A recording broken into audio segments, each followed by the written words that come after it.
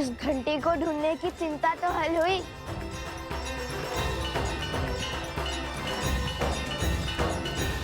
कैसी चिंता देवी? यही कि बिना संकट जाने, बिना परिणाम सोचे अनुचित को उचित करने की दिशा में आगे बढ़ जाते हैं।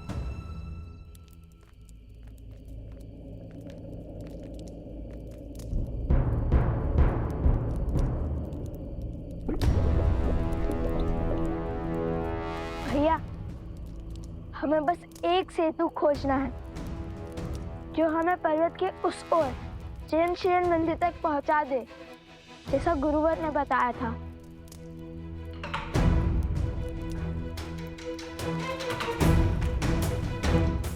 अरे ये तो टूटा हुआ है।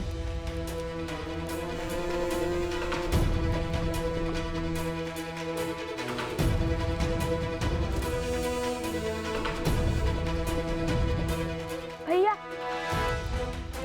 वो विशाल वृक्ष सेतु का कार्य कर सकता है।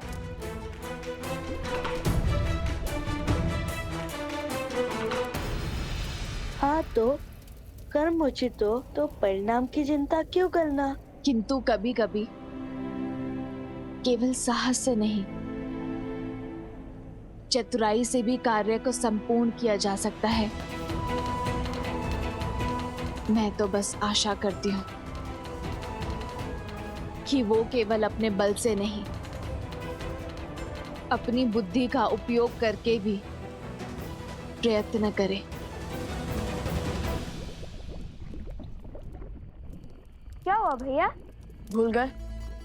माता कहती थी कि जब सब कुछ आपके अनुसार होने लगे, सब कुछ उचित होने लगे, समझ जाना चाहिए कि कुछ तो अनुचित घट रहा है। हाँ, कहा तो यही था माता ने कि जिसने एक सिंह को अपनी माया से इतना विशाल कर दिया, जो हमारे मित्रों के प्राण लेने के लिए सच हो गया, जिसने कहा कि वो कभी हमें उस पृथ्वी तक नहीं पहुंचने देगी, वो पीछे कैसे हट सकती है? हाँ, हमें एक एक पर फूक फूक कर रखना होगा। और मैं फिर कहता हूँ कि मैं आगे बढ़ता हूँ, तुम यही रहो। कदापि नहीं, मैं आपके साथ अवश्य चलूंगा। जहाँ लव भैया वहाँ कुश। और वैसे भी यहाँ तक पहुँचकर पीछे हट जाओ ताकि सारी प्रशंसा आप लूट ले। ऐसा नहीं हो सकता। अब लगता है ये वृक्ष हमारा अंतिम विकल्प है, किंतु पहले हमें ये देखना होगा कि ये वृक्ष जिससे इस लावा के ऊपर एक पुल बन गया है, वो हमारा भार उठा भी पाएगा या नहीं।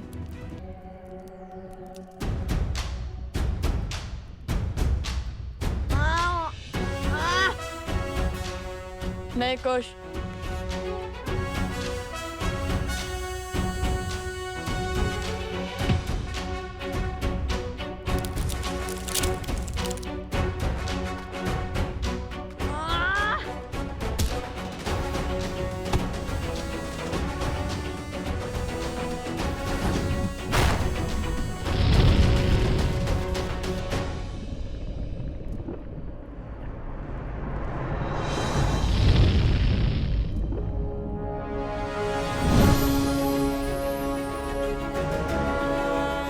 है तो बलशाली, किंतु इसका उपयोग करके देखते हैं कि ये मायावी है या नहीं।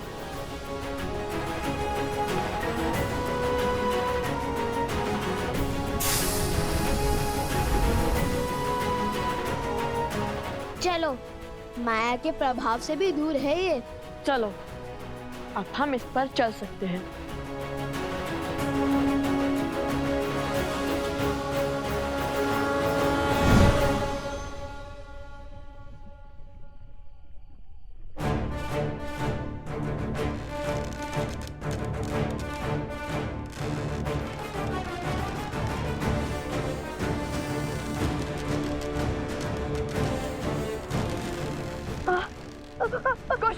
कुश।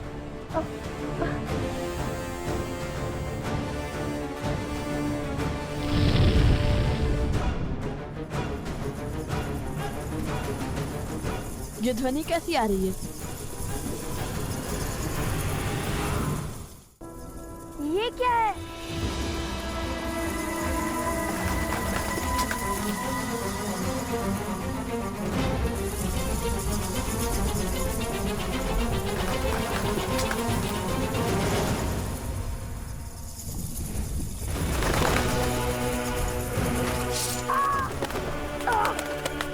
कुछ संभाल के, संभाल के।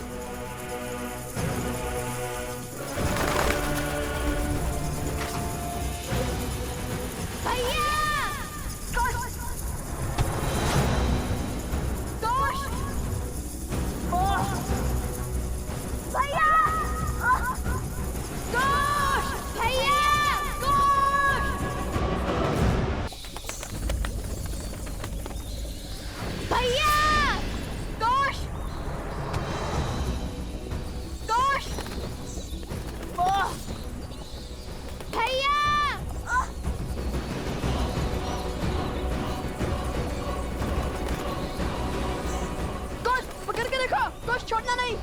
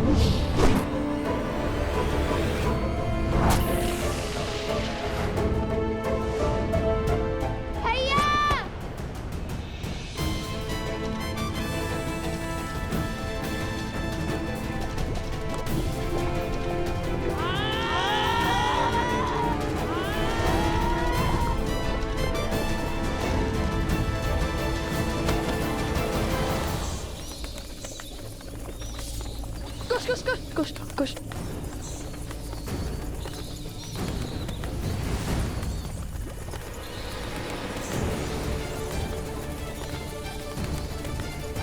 भैया ये तो पुनः आ गए।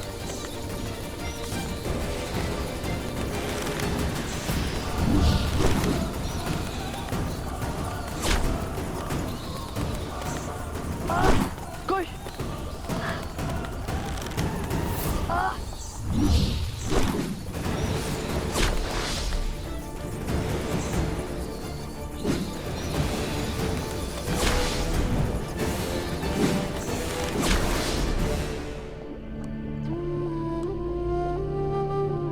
अभी तो बहुत मार शेष है।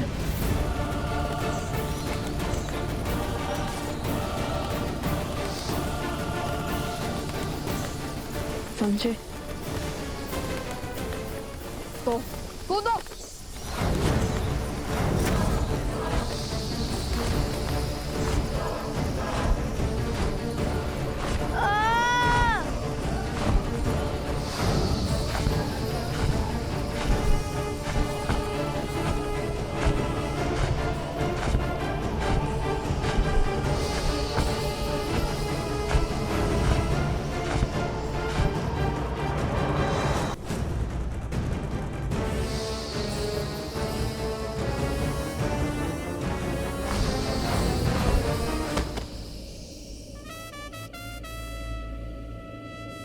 हम सुरक्षित हैं, हम बच गए भैया।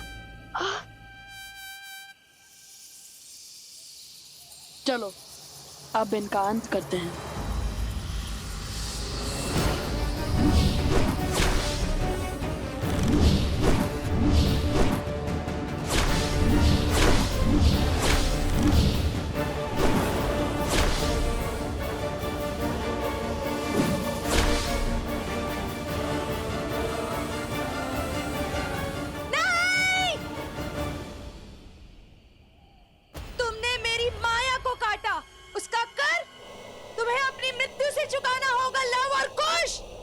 तुम हमें समझती क्या हो?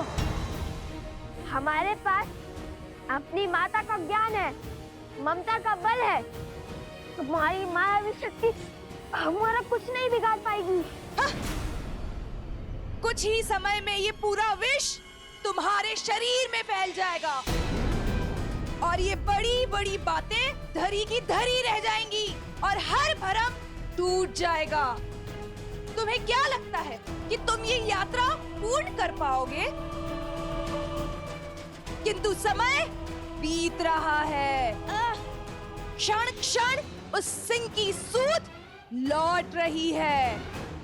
यदि तुम समय पर ना पहुंचे तो वो तुम्हारे पाश से मुक्त होकर उन सबको मार देगा, विनाश कर देगा सबका।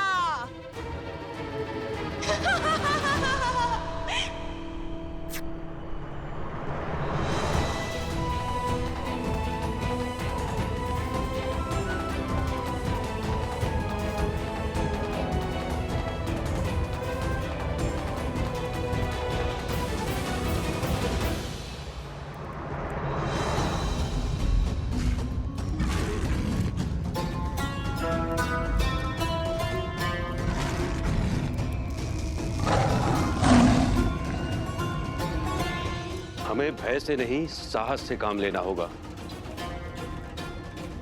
हमें अग्नि को और बढ़ाने का प्रबंध करना होगा, क्योंकि पशु को केवल अग्नि का भय ही नियंत्रित कर सकता है।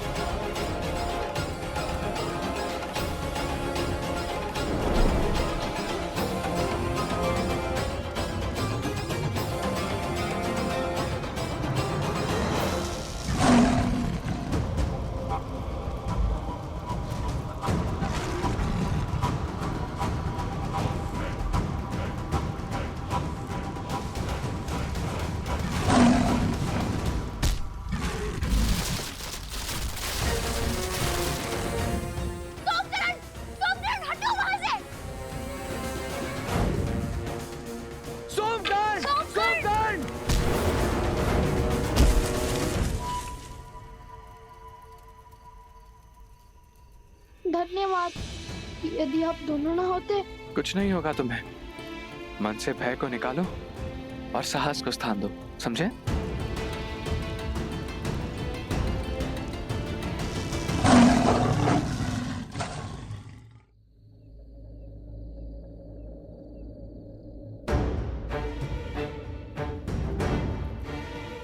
इनमें से उचित मार्ग कौन सा है?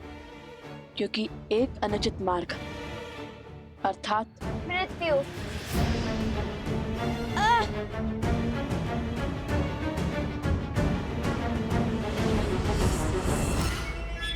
अब इन 4 द्वारों में से उचित मार्ग किस पर चलकर पाओगे लवकुश? तुम्हें तो ये ज्ञात भी नहीं है कि तुम्हारे पास केवल 3 ही अवसर हैं। यदि भूल से भी तुमने तीसरी बार अनुचित मार्ग चुना तो उचित मार्ग भी बंद हो जाएगा। अब हमारा बल नहीं, बुद्धि हमें इस चक्रव्यूह से बाहर निकालेगी। और पहला प्रयास मैं करूंगा।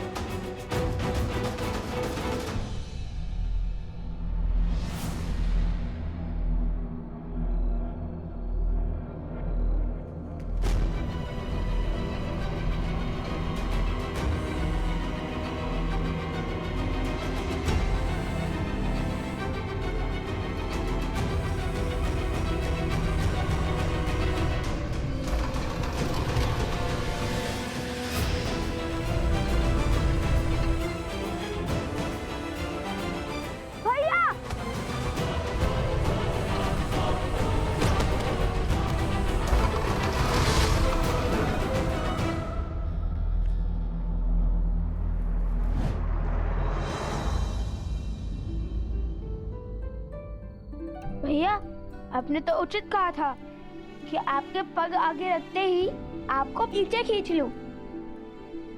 ये योजना आपकी थी, किंतु इसको सुचारू रूप से संपूर्ण करने का श्रेय तो मुझे ही जाता है ना भैया? हाँ हाँ हाँ, किंतु ये मशाल बुझ कैसे गई? छोड़ो, चलो अब दूसरा द्वार भी देख लेते हैं।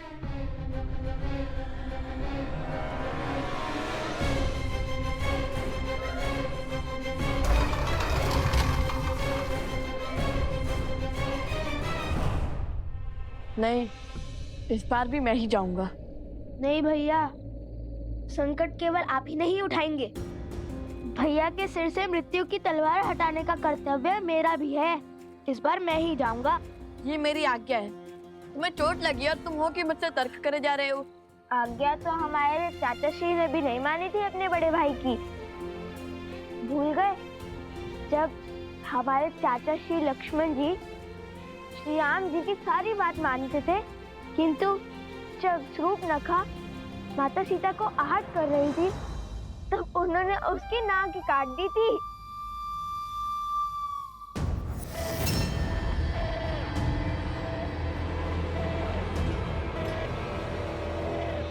वो नाक कटी शूर्पणखा कैसी दिखती होगी? एकदम चिड़ै जैसी। ठीक है,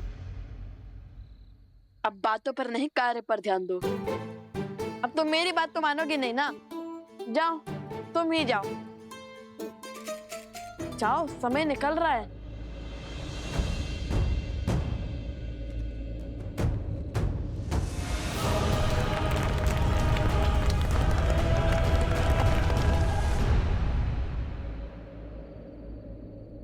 लगता है यही उचित द्वार है।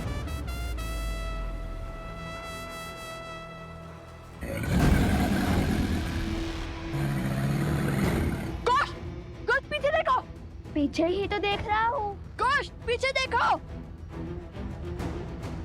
कोश, पीछे।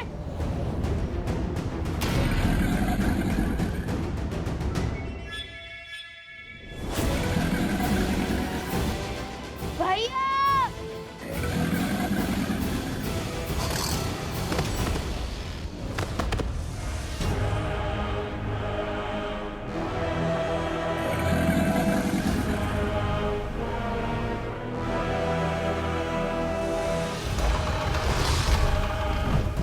दो द्वार के साथ साथ दो अग्नि भी बुझ गई।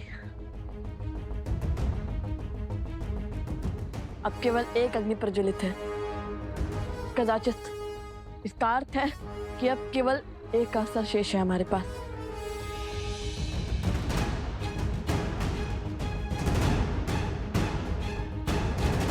बस एक अनुचित विकल्प और इनकी पराजय निश्चित है। अब तीसरे द्वार की बारी।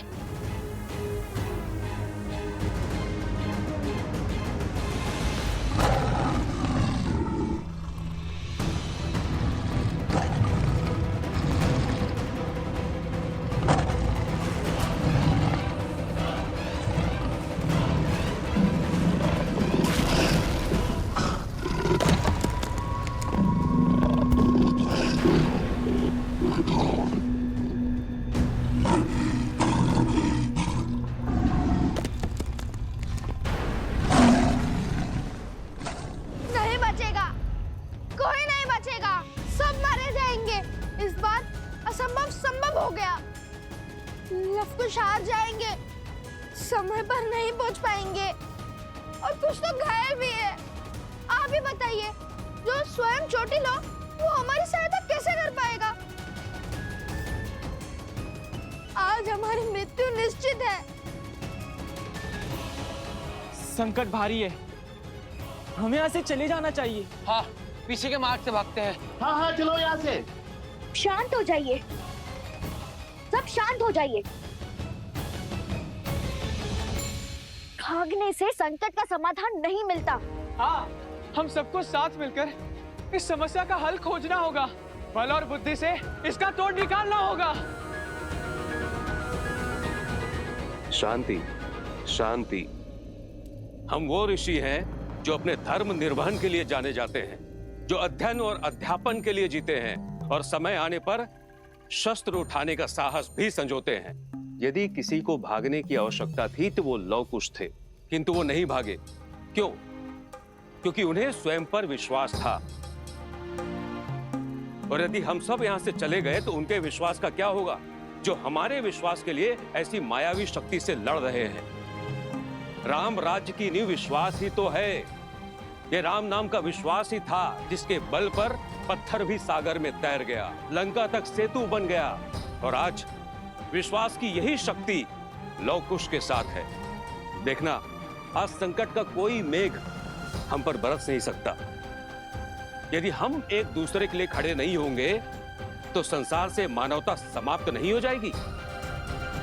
हाँ ऋषिवर, आज राम नाम की शक्ति ही हमारी रक्षा करेगी। आज्ञा दे।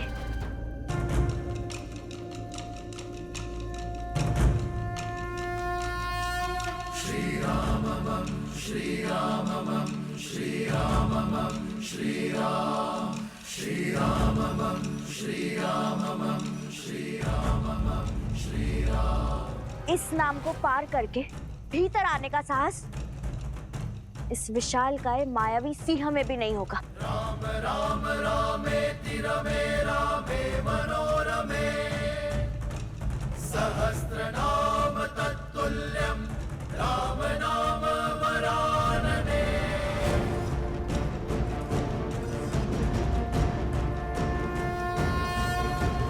राम राम रामेति रमे रामे मनोरमे सहस्र